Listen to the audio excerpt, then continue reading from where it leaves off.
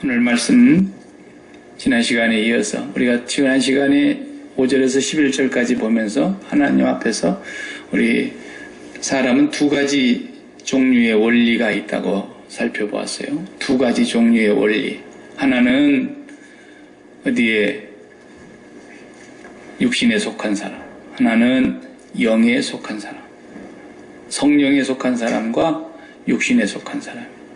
그것을 결정짓는 중요한 기준점은 마음이 어디에 있느냐는 거죠. 마음이 몸인 육체에 붙어서 둘이 짝짝꿍이 돼가지고 우리 몸이 있기 때문에 필요하고 몸이 있기 때문에 관계를 맺고 몸이 있기 때문에 우리가 붙어있는 모든 것들이 우리 마음과 함께 작용을 해서 몸에 붙은 쪽의 문제를 우선으로 살아가는 사람. 그 사람은 마음이 원하는 대로 하는 거예요. 자, 눈이 우리 감각기관이 5가지가 있다고 그랬잖아요. 눈, 시각, 그 다음에 입으로 먹는 미각, 코로 냄새 맡는 후각, 그 다음에 이 귀로 듣는 청각, 그리고 이제 온 몸으로 우리 피부로 느끼는 촉각, 이렇게 이제 감각이 5개를 통해서 모든 것들을 우리가 정보를 수집하는 거예요. 예. 음식은 귀로 먹어갖고는 안 되잖아요. 입으로 먹어봐야 음식 맛을 아는 거예요. 말은 귀로 들어야 되는 거죠. 이런 식으로 감각기관이 있는 거예요. 그 감각기관들을 통해서 정보를 다 수집했는데 눈이 보니까 저건 너무 좋아. 그럼 그냥 생각할 것도 없어. 돈이 있으니까. 그냥 밑도 끝도 없이 가서 돈부터 저지르고 보는 거예요. 이런 게 다 육신에 속한 삶인 거예요. 예. 그냥 살인하고 간음하고 도적질하고 막 거짓 증거하고 이런 것만 육신의 삶이 아니고 내 마음이 몸과 관련되어 있는 모든 것하고 붙어가지고 내가 판단해서 좋다고 내가 눈에 보기에 좋다고 하는 것은 다 해보고 싶고 다 갖고 싶고 다 가보고 싶고 다 누려보고 싶은 거. 이게 죄 짓는 육신에 속한 삶인 거예요. 예. 그래서 이것이 죄성이 죄성. 예. 이것은 언제 없어지느냐 하면 끝까지 안 없어지고 있다가 이제 숨이 딱 넘어가면 없어져요. 예.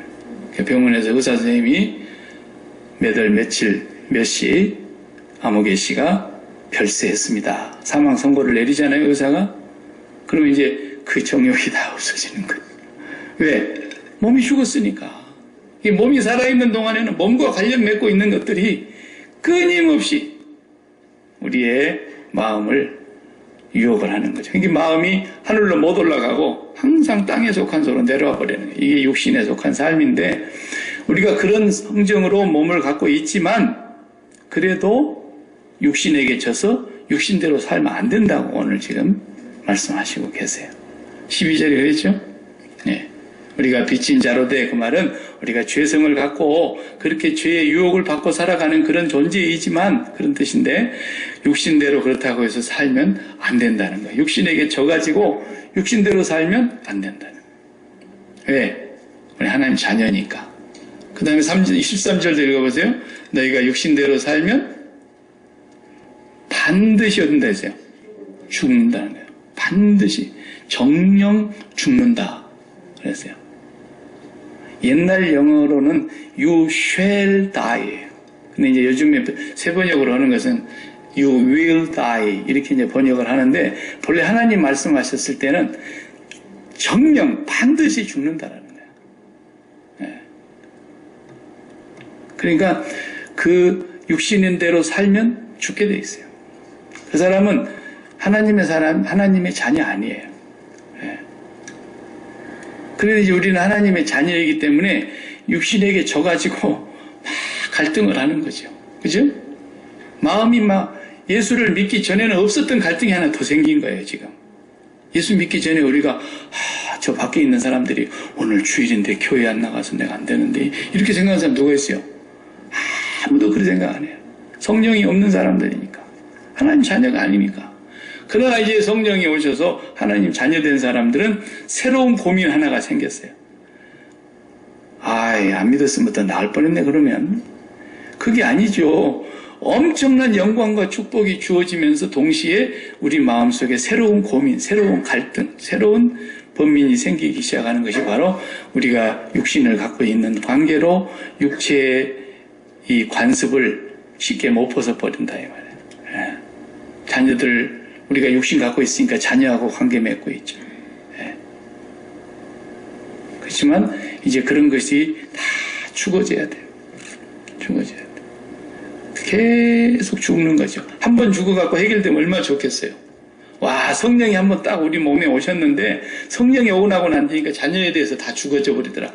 그럼 얼마나 좋겠어요. 절대로 그렇게 안 돼요. 성령은 아주 인격적인 영이시고 너무너무 인격적이라서 우리가 마음으로 믿음으로 역사하는 대로 성령께서는 일을 하세요. 성령이 깨닫게 해주셨는데 내가 순종을 안 하면 성령께서 순종 안 하는 것을 억지로 팔을 확 비틀어가지고 할 거야 안 할 거야 그러는 성령이 아니세요. 성령이 아주 인격적이세요. 그래서 우리가 불순종하면 성령이 탄식하세요. 성령이 근심하세요. 그래도 계속해서 야 너 그러면 안 되잖아. 너 하나님 자녀잖아. 너 그런데 왜 그것을 계속해서 양심을 속이고 왜 그렇게 계속해서 네 안에 그 못된 생각을 그렇게 마음에 품냐. 성령이 분명히 우리에게 말씀을 하신다고. 그런데 끝까지 내가 불순종하고 하면은 어떻게 돼요? 성령의 역사가 더 이상은 나에게 임하지 않아요. 소멸돼 버리는 거예요. 데살로니가전서 5장 19절인가 20절에 그랬죠. 성령을 소멸치 말며 그랬죠. 에베소서 4장 30절에도 하나님의 성령을 탄식한다 그랬어요. 탄식한다. 하나님의 성령을 근심하게 하지 말라. 근심하게 하지 말라. 언제 근심해요, 성령이? 성령은 인격적인 영이시기 때문에 근심하십니다. 언제 근심할까요? 우리가 애 키울 때 이제 1살 정도 되면 대부분 애들이 정상적으로 자랐을 때는 벽을 잡고 일어선다든지 조금 올대는 애들은 한 9달, 10달 때부터 일어섭니다. 그래서 막 돌대는데 막 걸어요. 근데 그것이 그냥 잘 걷는 건 아니죠. 다리가 후들후들 떨리면서 2걸음 가면서 막 덜덜덜 떨어요. 그럼 엄마가 빨리 안아주면 좋겠는데 엄마가 더 걷게 만들려고 뒤로 슬슬슬 물러가면서 계속 애를 걸으려고 그러니까 애가 무서워서 앉았다가 일어섰다 하면서 한 발자국, 2발자국, 3발자국 탁 자빠지는 거예요. 그래도 어떻게 해요? 이 새끼 그것도 못하고 자빠지고 있어. 그러면서 탁 지어박습니까? 아니잖아요. 막 좋아갖고 우리 애가 걸었다는 거야. 그러고 막 어머니한테도 전화해갖고 애가 오늘부터서 걷는다 그러고 막 3발밖에 못 걸었는데 좋아가지고 그러는 거예요. 성령님은. 그런데 애가 아무리 늦는다고 해도 2살 됐는데 애가 서도 못한다. 3살이 됐는데 걷도 못한다. 말도 못 배웠다. 그러면은 그때부터 엄마 아빠가 근심이 생기는 거예요. 병원에 데려가 봐야 되죠. 성령님도 똑같아요. 그때 근심하는 거예요. 언제 근심해요? 이게 교회 다닌 지가 무지 오래됐는데 저렇게 소가지가 나빠가지고 그럼 성령이 그 안에서 근심하시는 거예요. 아니, 서로 혼자서 이것도 못하네. 우리 애는 3살 되니까 기저귀를 더 이상 가려가지고 기저귀가 필요 없어졌다. 얼마나 좋아요. 비싼 기저귀 안 쓰고. 근데 6살 됐는데도 계속 기저귀 차고 있어야 된다. 근심되는 거예요. 우리가 예수 믿는 지가 지금 몇 년입니까? 그런데 하나도 변한 데가 없어. 예수 믿기 전에 담배 5갑 피우던 사람이 예수 믿은 뒤에도 5갑 피우고, 예수 믿은 사람들이 노름하더니 예수 믿은 뒤에도, 안 믿은 뒤에도 노름하더니 믿은 뒤에도 노름하고, 예수 안 믿을 때는 술을 하루에 한 말씩 먹었는데 예수 믿어도 한 말 먹고. 그럼 그건 믿는 게 아니죠.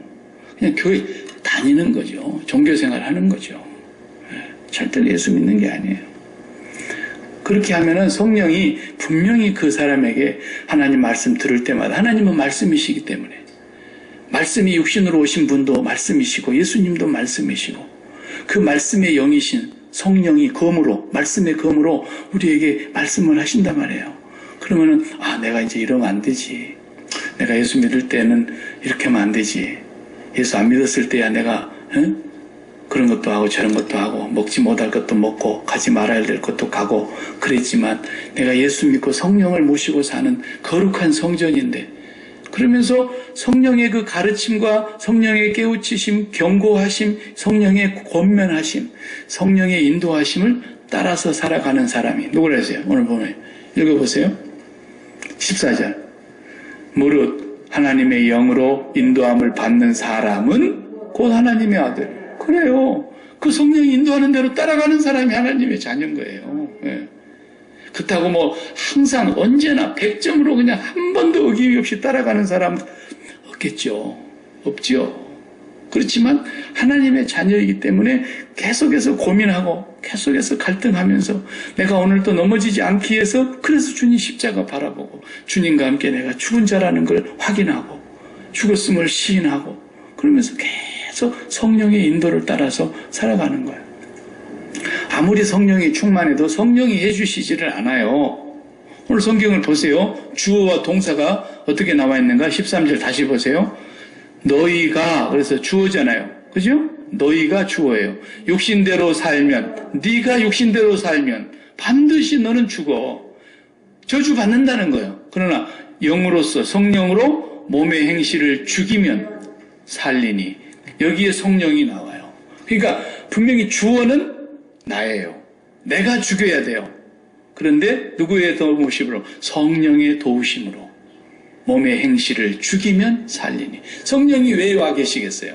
이제 너희가 죄성을 갖고 있었던 존재이기 때문에 내가 오지 아니하면 너희들은 날마다 죄악에 파묻혀서 다시 죄악의 본성으로 돌아가서 토했던 걸 덜어먹고 돼지가 씻었다가 구덩이에서 드러넣어서 도로 더럽히고 하는 것처럼 너희가 계속 그런 삶을 살게 되어 있기 때문에 성령이 오셔서 이제 도우려고 우리가 그렇게 살지 않도록 하시려고. 그러나 주어는 누구예요? 내가 그렇게 하려고 해야 돼요.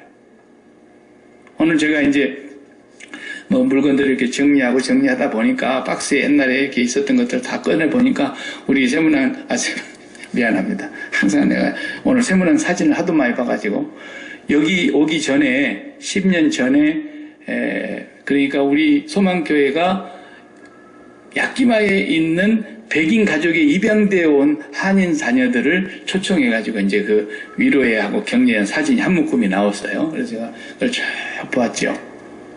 그 양반들 우리가 다 지금 다시 만나지는 못하지만 아무튼 이 땅에 왔으니까, 양자로 왔으니까 잘 살기를 바라고 이 땅에서 정말 행복하게 예수 믿고 잘 살았으면 좋겠다는 그런 바람으로 오늘 이렇게 한 사람 한 사람 얼굴을 제가 봤는데 오늘 본문이 하나님의 자녀라는 말이 그런 뜻이에요. 어답션이라고 그랬거든요. 어답션. 양자되는 걸 말하는 거예요. 본래 자녀 아니었어요, 우리가. 그런데 하나님의 자녀로 입양된 거란 말이에요.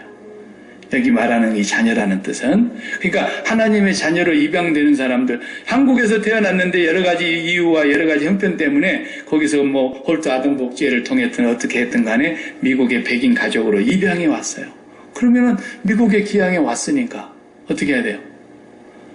그 자기를 입양해 주신 분을 이제 자라면서 의식이 자라면서 갓난아기 때 왔으면 이제 점점점 크면서 그 아빠를 보고 아빠라고 불러야죠. 그죠? 아저씨 그러면 안 되잖아요. 엄마를 엄마라고 불러줘야죠. 아줌마 그러면 안 되는 거예요.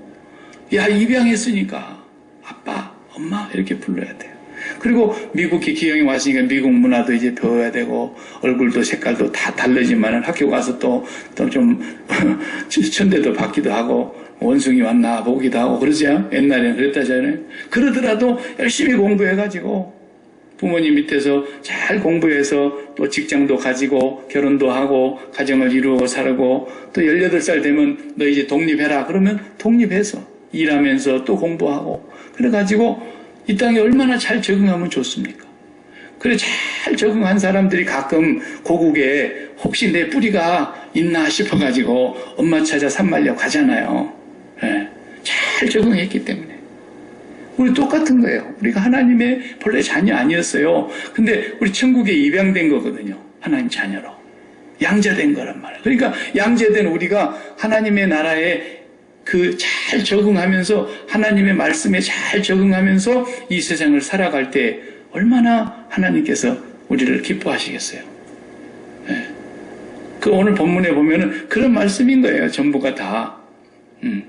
그래서 제가 우리 애들도 사진 오늘 뭐 다 이렇게 다 교회 사진 막 다 이렇게 열어놓고 보면서 우리 애들 어렸을 적에 그 사진이 좀 몇 장 나왔는데 학교 들어가기 전에 자전거를 사줬어요.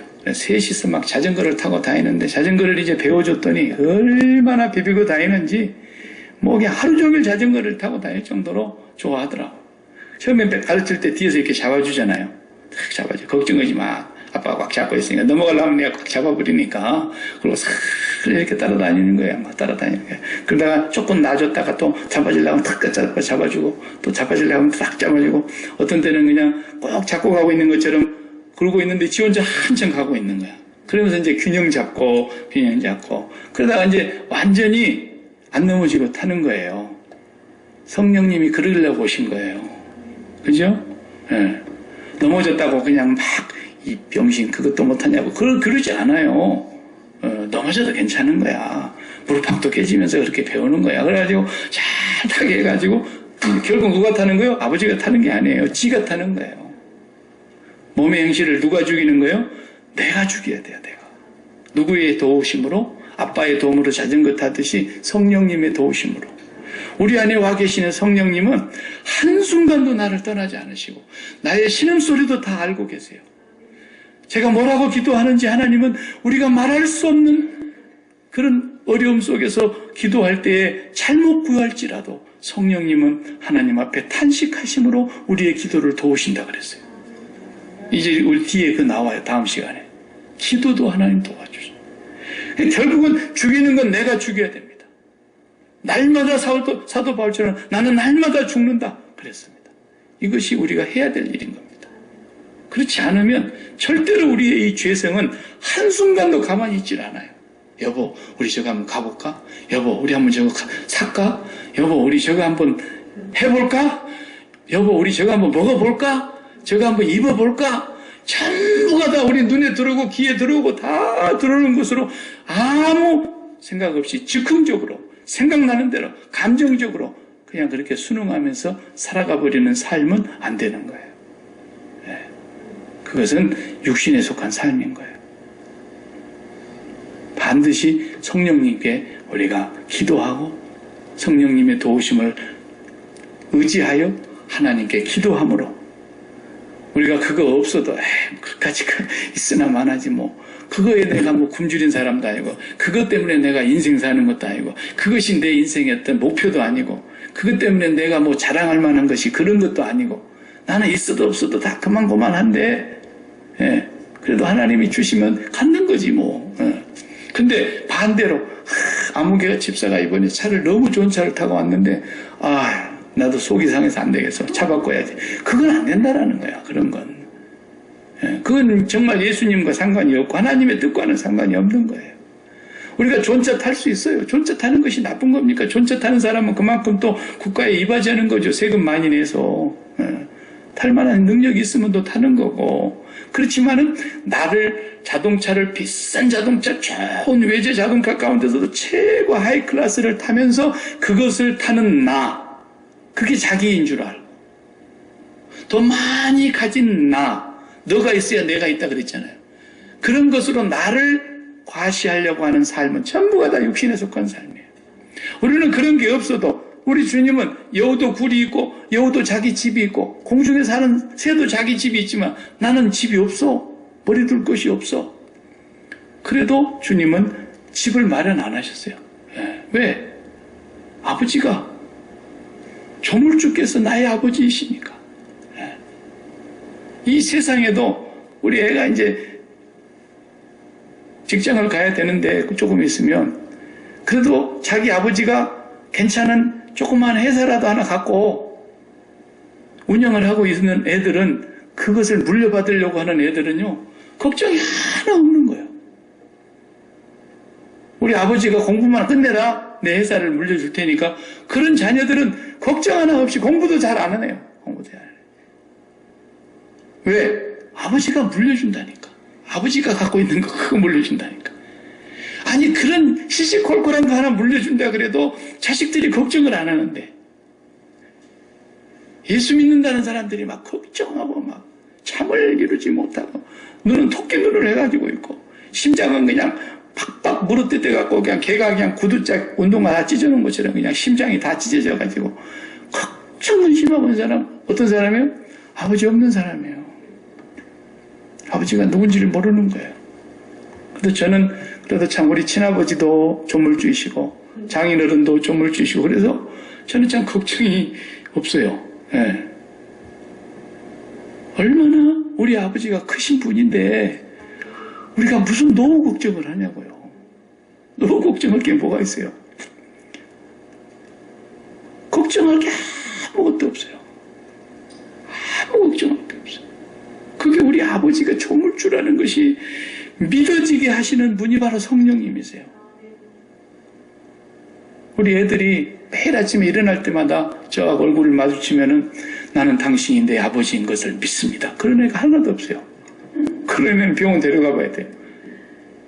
내가 아무 힘이 없고 가진 것도 없고 그런 아빠인데도 나를 보면서 걱정을 안 하는 거예요. 예. 그 하물며 우리가 하늘의 아버지를 모시고 사는 하늘의 양자가 된 사람인데 양자된 집안에 엄청난 부잣집에 우리가 들어온 거예요. 보통 부잣집에 들어온 게 아니잖아요. 돈을 주고 살 수 없는, 돈 갖고는 계산이 될 수 없는 그런 부잣집에 우리가 들어온 거 아닙니까? 그런 아버지 양자가 됐는데 뭘 걱정하겠습니까?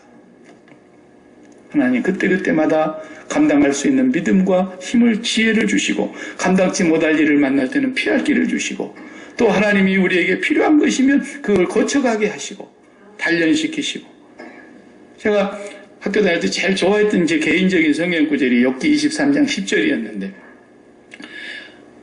오직 그가 나의 가는 길을 오직 그가 아시나니 그가 나를 단련하신 후에는 내가 정금같이 나오리라. 예. 그 찬양을 박요한 목사님이 그 가사를 가지고 찬송가를 했길래 제가 얼마 전에 여러분과 같이 올려드린 거예요.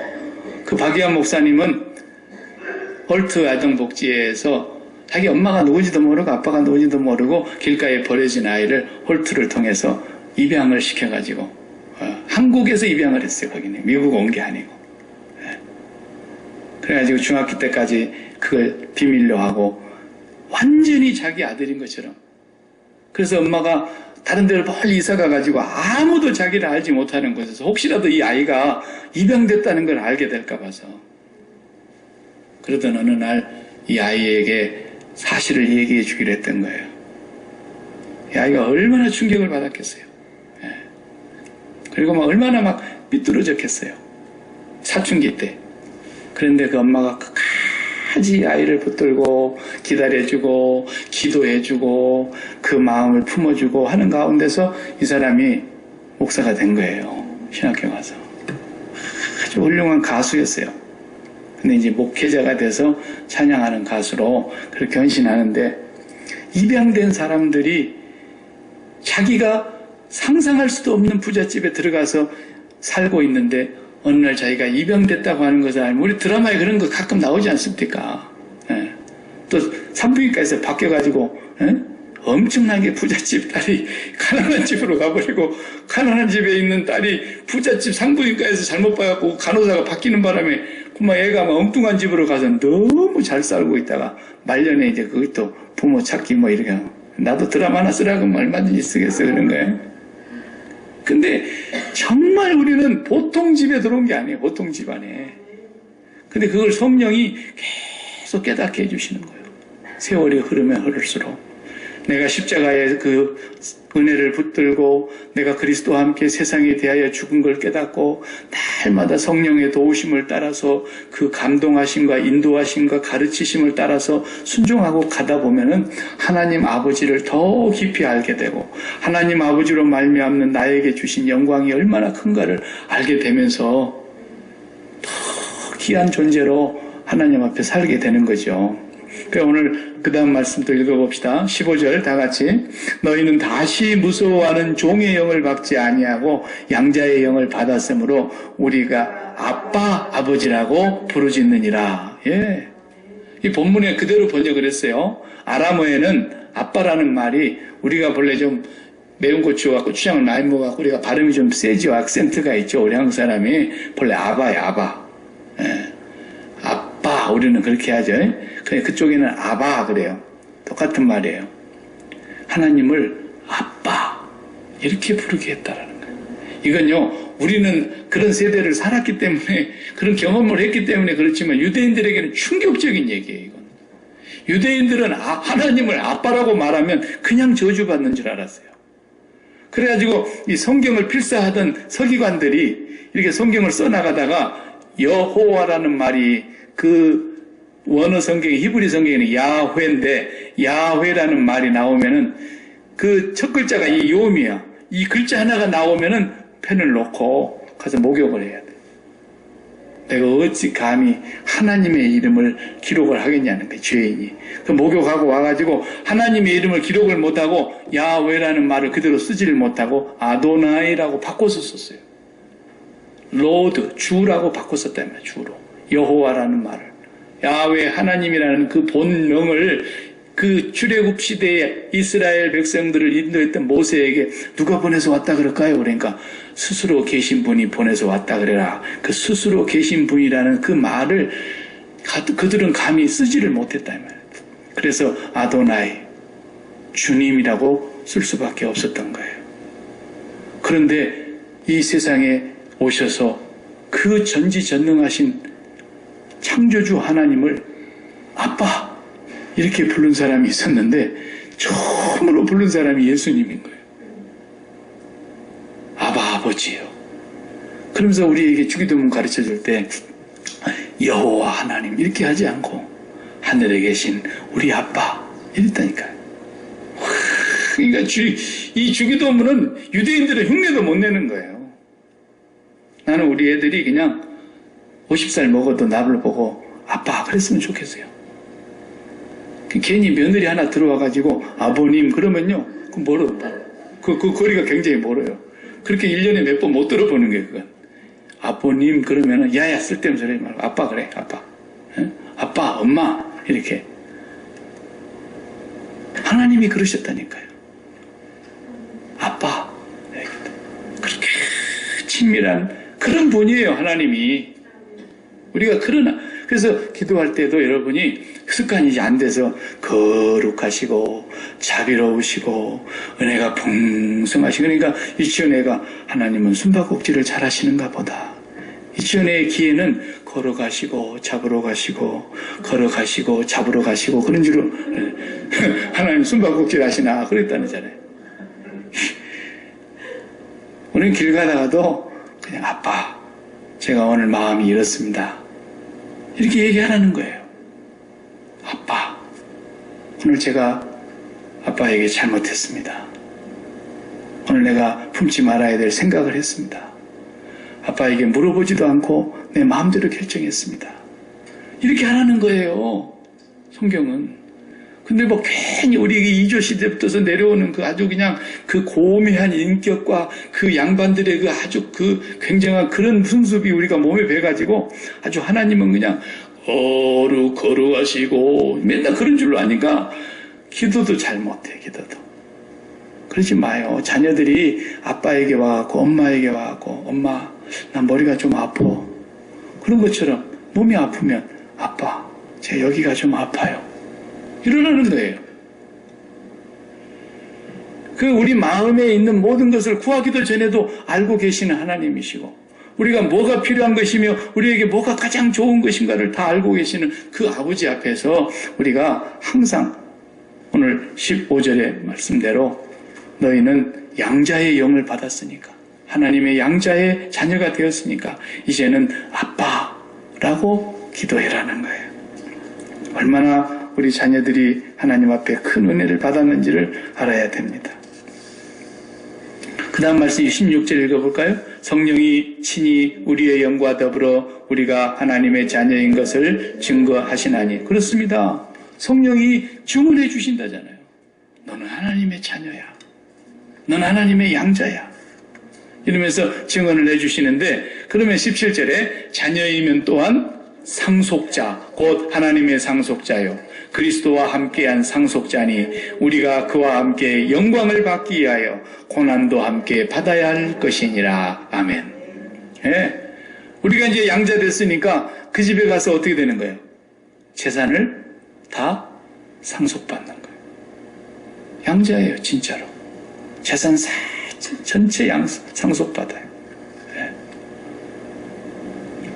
그래서 그리스도가 하나님의 독생자이시고 우리가 그리스도와 함께 연합되어 있기 때문에 그리스도와 연합된 하나님의 양자로서 그리스도와 함께 하나님의 상속자가 된다 이 말이죠.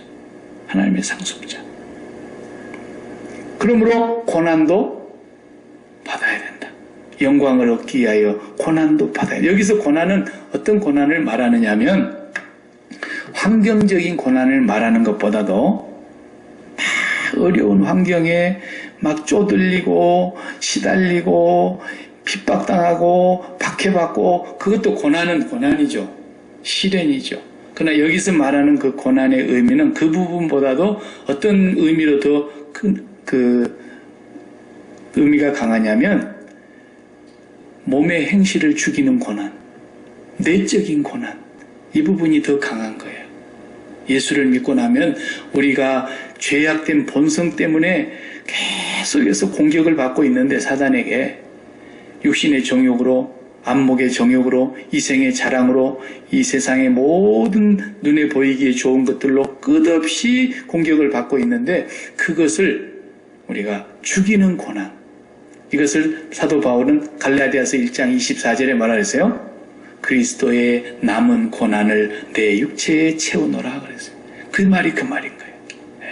십자가의 고난은 99%를 이제 완성한 것이고 1%는 내가 고난 받아가지고 구원을 받는다는 뜻이 아니고 예수 그리스도의 완전하신 그 고난을 통해서 우리가 하나님의 자녀가 됐지만 아직도 목숨이 숨쉬고 살아있는 동안에는 이 죄악된 본성이 세상의 정욕으로 말미암아 끊임없이 내가 도전받고 유혹받고 시련을 당하고 있는데 이것에서 내가 십자가를 붙잡고 날마다 죽는 이게 그리스도의 남은 고난이에요. 그 고난을 내 육체에 채우는 이것은 하나님의 영광의 자녀들이 상속받을 하나님의 나라의 자녀들이 받아야 될 마땅한 고난이라는 거예요. 당연한 거죠. 하나님의 자녀들은 본인이 알아요. 본인이. 왜? 성령이 그 안에서 네가 하나님의 자녀라는 걸 증언해 주시고 확신시켜 주시고 그러기 때문에 내가 성령의 인도함을 따라서 살아가려고 늘 깨어서 기도하게 되고 성령께서 너 그런 못된 마음 먹지 마라. 에? 그 사람 용서해야지. 그 계속 그렇게 용서 안 하면 되겠냐? 너 용서 안 할 때마다 주기도문 하면 걸리잖아.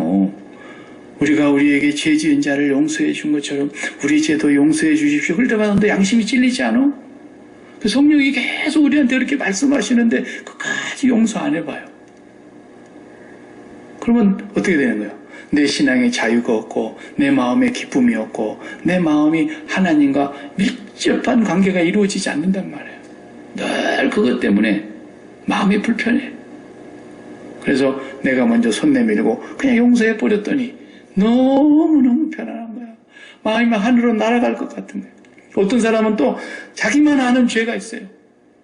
교회 와서는 천사같이 신앙생활을 잘하는데 집에만 갔다 그러면 텔레비전을 틀어놓고 음란한 것을 보는 사람들이 참 많아요.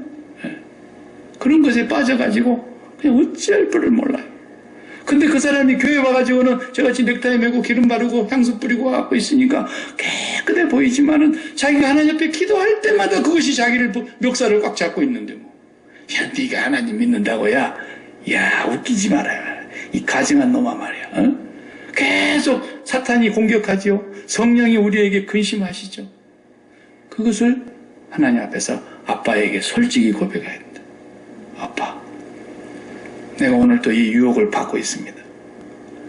그럴 때마다 성령이 우리를 반드시 내가 우리 아이들 자전거 뒤에 꽉 잡아주면서 안 넘어지게 완전하게 갈 때까지 내가 완전하게 잡아주면서 가르쳐 주신 것처럼 성령은 우리를 반드시 붙들어서 우리가 그것에 다시 넘어지지 않고 거기서 해방이 돼서 마귀의 올무에서 빠져나오도록 하나님은 도우십니다.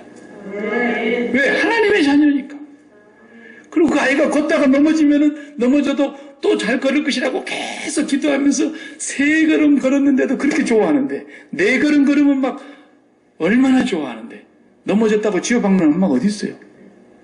우리가 오늘 또 일어나려고 주님의 성령의 도우심을 구하고 기도하고 십자가 붙잡고 내가 죽은 자임을 고백할 때 하늘의 천사들이 기뻐하고 우리 하나님이 기뻐하시고 그럼으로써 우리가 거기서 완전하게 걷는 믿음의 든든한 강건한 믿음으로 서게 해주신다 이거죠. 이것이 하나님의 자녀된 축복이에요. 자녀들은 다 그렇게 살아야 되는 거예요. 예. 기도하겠습니다.